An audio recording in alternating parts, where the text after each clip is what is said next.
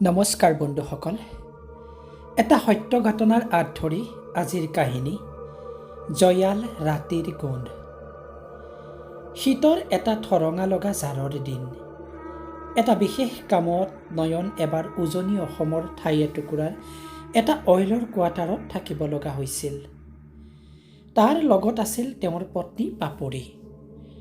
তেওঁলোক থাকিব লগা কোৱাৰ্টাৰটোৰ কাষৰ কোৱাৰ্টাৰকেইটাও সেই সময়ত খালী পৰি আছিল। গুৱাহাটীৰ পৰা গৈ তেওঁলোক উপস্থিত হওঁতে প্ৰায় সন্ধিয়া 7:30 বাজিছিল। অইল কলনীৰ গোটেই কেম্পাছটো লাইটৰ পোহৰেৰে মুখৰিত হৈ আছিল।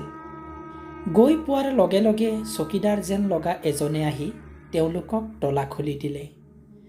নয়নে মানুহজনক সুধিলে, আপুনি ইয়াতে থাকে নেকি? তেখেতে ক'লে, নাই, মোৰ ডিউটি বেলেগত। আপোনালোক আহিব বুলি ছাৰে মোক আজি চাফ চিকুণকৈ ৰাখিব কৈছিল। তাৰ পিছত মানুহজনে ক'লে, তেওঁ হেনো নিশাৰ আহাৰ ৰেডি কৰি ৰাখিছে। খাই বৈ সোনকালে জিৰণি ল'বলৈ কৈ তেওঁ তাৰ পৰা বিদায় ল'লে। আহিবৰ পৰত মানুহজনে নয়নক অকলে বাহিৰলৈ মাতি আনি পাপৰিয়ে নুশুনাকৈ ফুচফুচাই ক'লে, ৰাতি বাহিৰত কিবা শব্দ শুনিলে ওলাই নাহিব। কলনীত কিছুমান ল'ৰাই অলপ চলপ নিচা কৰাত লাগিছে আজিকালি। নতুন মানুহ থকা বুলি জানিলে ৰাতি ভয় খুৱাবও পাৰে। কথাখিনি কৈ তেওঁ গ'লগৈ। ইফালে নয়নৰ পত্নী সেইটো সময়ত প্ৰেগনেঞ্চিৰ প্ৰথম অৱস্থাত সোমাইছিল। নিশাৰ আহাৰ গ্ৰহণ কৰাৰ সময়তে নয়নৰ এজন সম্পৰ্কীয় ককায়েকে ফোন কৰি ক'ত আছে, কেইটাত পালেহি খা খবৰবোৰ ল'লে। ককায়েকজনৰ ঘৰ সেই অইল কলনীৰ পৰা 15-20 কিলোমিটাৰমান আঁতৰত মেইন টাউনখনত আছিল। প্ৰথম অৱস্থাত নয়ন তেওঁৰ ঘৰত থকাৰ কথাই আছিল যদিও কিবা কাৰণত হৈ নুঠিল। কথাৰ মাজতে তেওঁ নয়নক সুধিলে, তুমি কিমান নম্বৰ কোৱাৰ্টাৰত আছা অ'? তেতিয়া নয়নে ক'লে, দাদা, সোমাওঁতে মন নকৰিলেই নহয়, মৰ্ণিং চাই জনাম দিয়ক। তেওঁ হ'ব বুলি কৈ ফোন ৰাখিলে। আহাৰ শেষ কৰি তেওঁলোক বেডৰুমৰ লাইটটো অফ কৰি বিচনাত বাগৰ দিলে। লাহে লাহে নিশা গভীৰ হৈ আহিব ধৰিলে। লগে লগে মিহি মিহিকৈ এটা অদ্ভুত বেয়া গোন্ধ ভাহি আহিল। তেতিয়া পাপৰিয়ে নয়নক সুধিলে, কিবা বেয়া গোন্ধ পোৱা নাইনে? তেতিয়া নয়নে ক'লে, পাইছোঁ ময়ো। হয়তো চিলিঙত কিবা চিকা টিকা মৰিবও পাৰে। মানুহ দুনুহ নাথাকে যেতিয়া। ৰ'বা, ৰুম স্প্ৰেটো গাড়ীতে আছে, লৈ আহোঁ। সি তাইক বিচনাতে এৰি স্প্ৰেটো আনিবলৈ বুলি দুৱাৰ খুলি বাহিৰলৈ গ'ল। কিন্তু বাৰান্দাত খোজ থোৱাৰ লগে লগে বেয়া গোন্ধটো কাষতে পোৱা যেন লাগিল। সি স্প্ৰেটো লৈ লৰালৰিকৈ ভিতৰলৈ সোমাই আহিল। তাৰ পিছত গোটেই কোঠাটোত পাৰফিউম স্প্ৰে ছটিয়াই দুয়ো শুই পৰিল। নিশা তেতিয়া সময় কিমান হৈছিল ক'ব নোৱাৰে। তেনেতে সিহঁতৰ কোঠাটোত কোনোবা ঘূৰি ফুৰা যেন অনুভৱ হ'ল। সমগ্ৰ কোঠালিটোত ঘূৰি ফুৰি যেন সিহঁতৰ ফালে চাইছে। নয়নে সাৰ পায়ে মোবাইলটো জ্বলাই পাপৰিৰ ফালে চালে। তাই ঘোৰ টোপনিত। তাইক নজগাই সি লাহেকৈ বিচনাৰ পৰা নামি চিগাৰেট এটা জ্বলাই বাথৰুমলৈ গ'ল। মুখত অকণমান পানী মাৰি মোবাইলটোত সময়টো চালে। প্ৰায় 2:30 বাজিবৰ হৈছিল। বাথৰুমৰ পৰা ৰুমলৈ আহি সি চক খাই গ'ল। সেই সময়ত কোঠাৰ লাইট জ্বলি আছিল আৰু তাই থিয় হৈ আছিল খিৰিকীখনৰ ওচৰত। খিৰিকীৰ পৰ্দাখন আঁতৰাই একান্তভাৱে গ্লাছৰ ভিতৰৰ পৰাই তাই বাহিৰলৈ চাই এখন হাতেৰে নিজৰ পেটটো মোহাৰি আছে। সি গৈ তাইৰ বাহুটোত ধৰি জোকাৰি দিয়াত তাই চক খাই উঠিল। তেতিয়া সি তাইক সুধিলে, কি চাই আছা? তাই ক'লে, তাই হেনো একো নাজানে। কোনোবাই তাইৰ নাম লৈ মতা যেন লাগিছিল হেনো।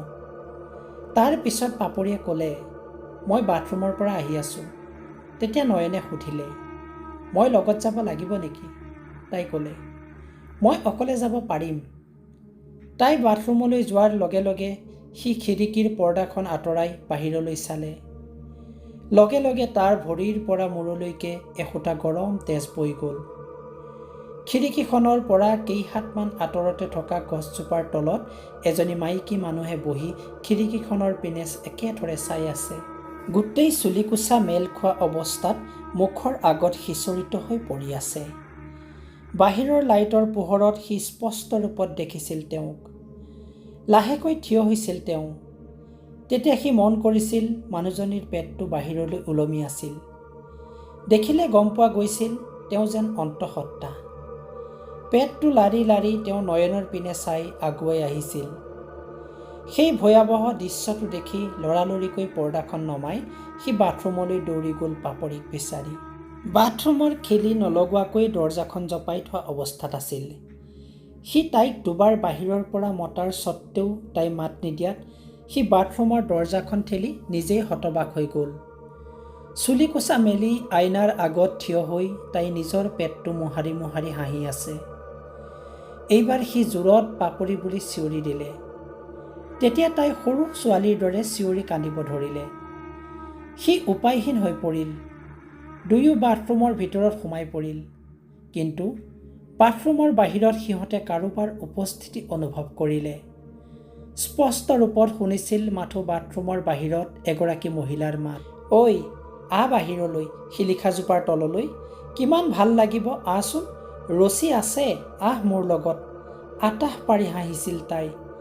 ইফালে পাপৰি মূৰ্ছা গৈছিল। তাৰ পিছতে সি নাৰায়ণ কবচ পঢ়াৰ আৰম্ভ কৰিলে। নাৰায়ণ কবচ পঢ়ি পঢ়ি বাথৰুমৰ পৰা তাইক লগত লৈ সাহসেৰে ওলাই আহি তাইক বিচনাতে শুৱাই দুৱাৰ খিৰিকীবোৰ ভালদৰে মাৰি তাইৰ কাষতে বহি কাহিলি পোহৰ নোহোৱালৈকে নাৰায়ণ কবচ পঢ়িলে। তাৰ পিছত আৰু কোনো সাৰসুৰ নাছিল। অকণমান পোহৰ হোৱাৰ লগে লগে সি ককায়েকলৈ ফোন কৰি কথাবোৰ বিৱৰি ক'লে। খবৰটো পাই ককায়েকে খৰখেদাকৈ আহি ওলালহি। তেওঁৰ অহাৰ কিছু সময়ৰ পিছতে চকীদাৰজনো আহি ওলাল। অকণমান তৰ্ক বিতৰ্কও হ'ল এইটো কাৰণতে যে এনেকুৱা কোঠা এটাত সিহঁতক কিয় ৰাখিলে। ককায়েকে ক'লে যে ময়ো শুনো কিছুমান কথা, কিন্তু বিশ্বাস কেনেকৈ কৰোঁ কোৱাচোন? আৰু তোমাকতো মই আগৰ পৰাই জানো ন যে তুমি এইবোৰ বিশ্বাস নকৰা। হয়, সেইদিনাৰ ঘটনাটোৰ আগমুহূৰ্তলৈকে সি এইবোৰত অলপো বিশ্বাস কৰা নাছিল। সেইদিনাই তাৰ পৰা বিদায় লৈ পাপৰিক লগত লৈ নয়নে ককায়েকৰ ঘৰত এসপ্তাহ কটালে। 3 দিনৰ বাবে গৈ এসপ্তাহ কটাবলগীয়া হ'ল কাৰণ পাপৰিৰ মনত বৰ বেয়াকৈ ৰৈ গৈছিল কথাবোৰ। জ্বৰত পৰিছিল তাই। অহাৰ আগদিনা ককায়েকে তাক ক'লে, মই যে তোক সুধিছিলোঁ কিমান নম্বৰৰ কোৱাৰ্টাৰত আছ, মনত আছেনে কথাটো? তহঁত যিটো কোৱাৰ্টাৰত আছিলি তাত গিৰিয়েক ঘৈণীয়েক এহালে ছুইচাইড কৰিছিল। সেই কোৱাৰ্টাৰৰ সন্মুখৰ কোৱাৰ্টাৰত মোৰ বন্ধু এজন আছিল। বহুদিন সেই কোৱাৰ্টাৰৰ সন্মুখত সেই মহিলাজনীক দেখিছে সি। পিছত কোৱাৰ্টাৰটোৰ ওচৰৰ প্ৰায় কেইটা কোৱাৰ্টাৰেই খালী হৈ পৰিছিল। তই সিদিনাই তাত থকা বুলি গম পালেই মই ৰাতিয়েই তোক লৈ আহোঁ। এসপ্তাহ পিছত নয়ন আৰু পাপৰি গুৱাহাটীলৈ গ'লগৈ। কিন্তু সেই মহিলাজনীৰ দৃশ্যটোৱে নয়নক বহু দিনলৈ ৰাতি শুব দিয়া নাছিল। ধন্যবাদ।